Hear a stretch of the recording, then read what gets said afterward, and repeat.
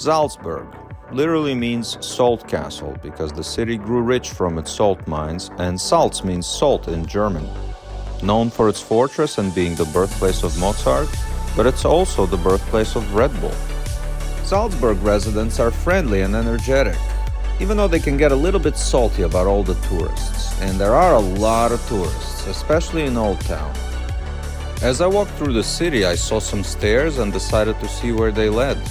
They led to more stairs. Eventually, I got to the Monikapforte, and after climbing some more stairs, I got to the Mönchsberg trail, which passes through the gate and continues along the cliff edge.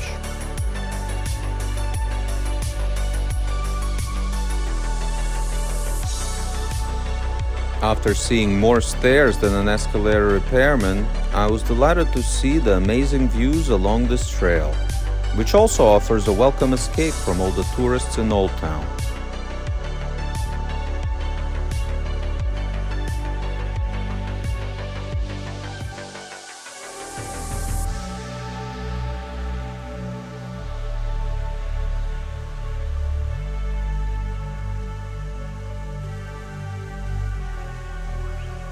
From there, I went to Augustiner Bräu Mülln, a historic monastery brewery founded in 1621 by Augustinian monks, where they serve beer from wooden barrels poured into stone jugs.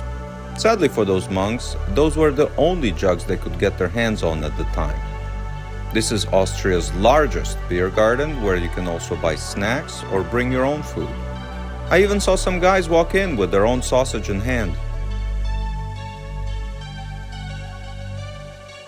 From beer garden to Mirabell Gardens. These gardens gained worldwide fame as the filming location for the Do Re Mi sequence in the iconic 1965 movie The Sound of Music.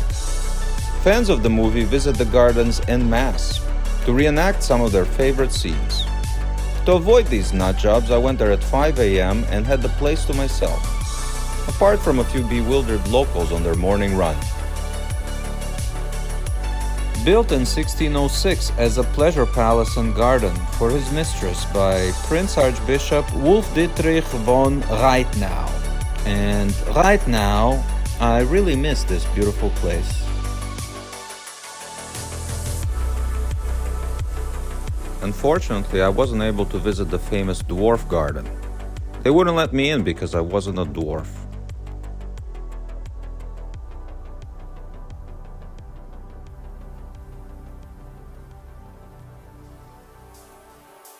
Next, I went to Kapuzinerberg Hill, which offers some of the best viewpoints in town.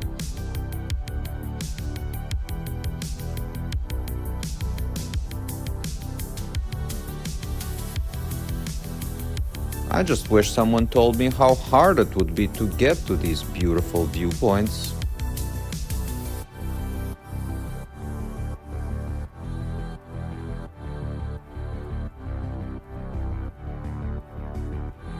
The locals joke that climbing this hill is the city's unofficial cardio workout, and they're not wrong, because it took me 2 hours to get up there, and by the end of it, I was sweating more than a corrupt politician during a polygraph test.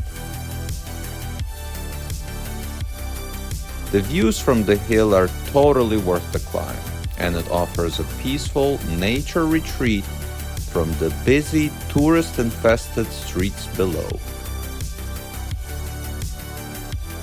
Next, I went to St. Peter's Abbey. Founded in 696, it's the oldest working monastery in the German-speaking world. The Abbey is home to the world's prettiest cemetery, but if you're planning to store your decomposing corpse there, it'll cost you. They use a rent-a-grave system where you pay for the grave every 10 years, and if you can't pay, they dig you up and toss you out. So finally, after seeing it loom over me the entire time I was in Salzburg, I got to see the iconic Hohensalzburg Fortress from up close. And boy, what a disappointment. The views from the fortress are stunning, but the fortress itself is a bit of a letdown.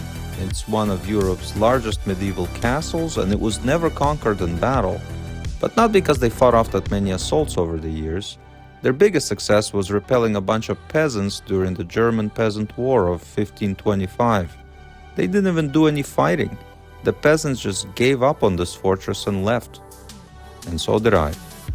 After the disappointment of the fortress, I went to the Salzburg Cathedral to see an organ concert, because nothing cheers me up more than seeing a man play with his organ. Outside the cathedral is a square with a beautiful fountain and a famous statue of a man on top of a golden ball. And there you have it. This was my 2-day stay in Salzburg. Stay salty, my friends.